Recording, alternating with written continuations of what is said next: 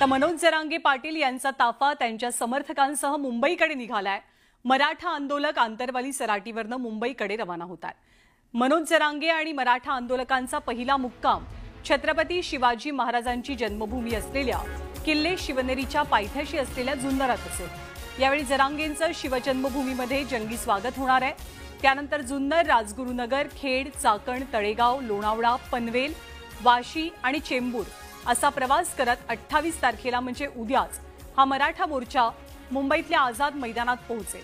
तर 29 तारखेला आझाद मैदानात मनोज जरांगे आपल्या उपोषणाला सुरुवात करतील।